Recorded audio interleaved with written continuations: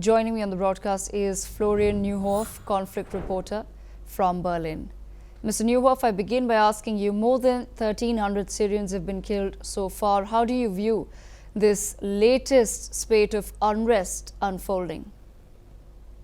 Well, I think it's extremely worrying. This is the first major conflagration we've had since the collapse of the Assad regime. Until then, the peace between the different factions and communities within the country seems to have been holding. And this is a change now. This means that we now have the loyalist part of the population, the Alawite population, which live mainly on the coast of Syria, in direct conflict with the factions, the forces that toppled Assad, setting up the potential for much bigger and wider scale conflict and bloodshed to come.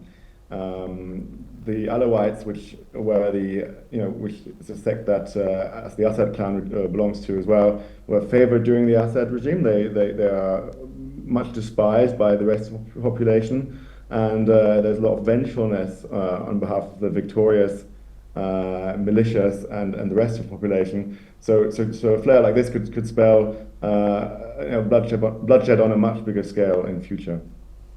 Mr. Neuhoff, the Syrian government continues to promise that it will work towards peace. Does the world now simply wait and watch? Well, there's not much the world can do. The sanctions are still in effect, so you cannot even, effectively punish the existing government if it were to do something that the international community does not agree with. The international community is very much divided, as we know. And in the international community, the individual actors within this community have very individual interest in Syria. So really, this is something that Syrians themselves have to sort out, and it is the real first challenge to Ahmed al-Shara, the new president, that he's being confronted with and that he has to sort out, because for his country to rebuild, you do need help from the international community.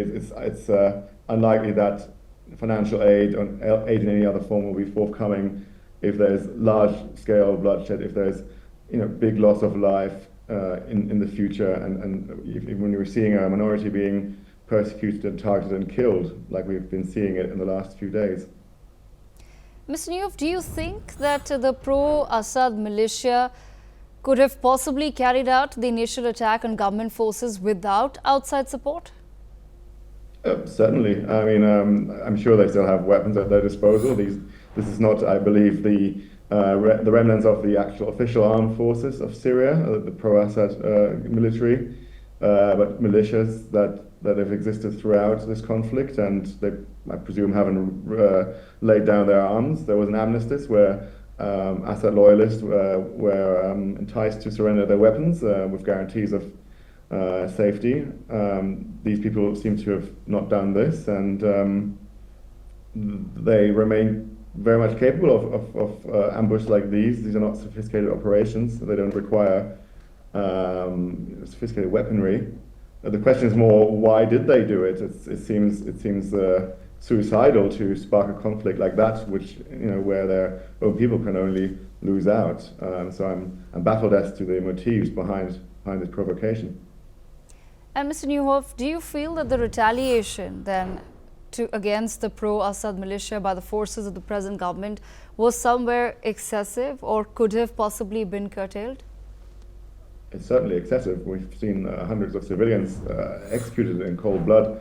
The trouble for Ahmed al-Shara is that he's the commander of Hayat Tahrir al-Sham, the most powerful anti-government militia that ended up toppling the Assad government.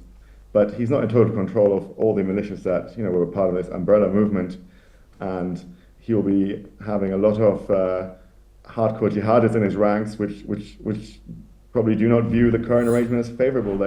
These are people who've dedicated their lives to fighting. They're ideologically motivated. They see the Alawites as the enemy, and they have jumped at the opportunity now to re-engage in fighting. And we will have to see if al-Shara is able to contain these elements within his factions. It doesn't look good at the moment.